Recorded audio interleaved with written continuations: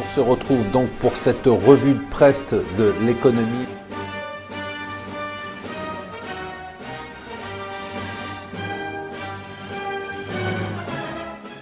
Bonjour et bienvenue sur Mon Financier pour la revue de presse de l'Écho. Nous sommes le mercredi 22 juin. Ça y est, il y a du soleil. Mais ça ne va pas durer, ça ne durera que 2 jours. Mais on va avoir très chaud, tant mieux. Alors non, plus sérieusement, ça y est, on y est. Demain, c'est le référendum. Ça y est, c'est le Brexit, on est au courant.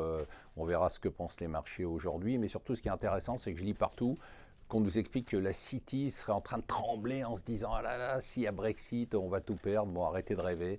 Francfort et Paris, c'est mort, ce ne sont plus des places financières. Londres sera toujours la place financière incontournable, quoi qu'il se passe.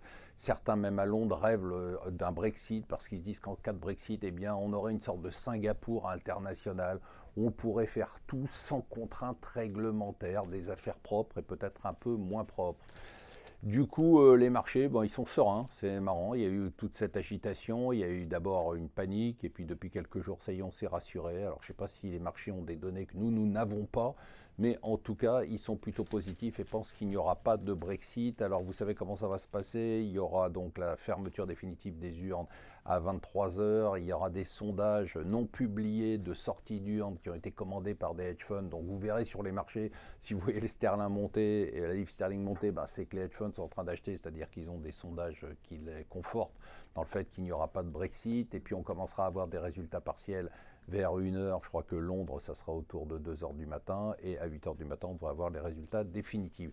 Vous connaissez cette phrase célèbre d'Alan Greenspan, si vous avez compris ce que j'ai dit, c'est que je me suis mal exprimé. Eh bien, il semble que Janet Yellen ait fait sienne cette phrase et cette formule, parce qu'on ne comprend vraiment plus rien à ce qu'elle dit. Alors hier, elle nous a expliqué que l'économie américaine allait très bien, mais qu'en fait, elle n'allait pas très bien, donc en fait, qu'on pourrait lever les taux, mais qu'en fait, on pourrait ne pas les relever. Voilà.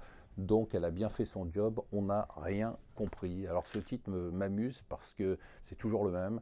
Les soldes débutent après une saison catastrophique. On a l'impression qu'à chaque saison de soldes, on a exactement le même titre, c'est-à-dire que c'est toujours une saison catastrophique et c'est toujours des soldes quand on va nous dire qu'elles ont été décevantes. Et enfin, s'il fait très chaud, allez voir comme moi cet après-midi Le Monde de Dory, la suite de Nemo.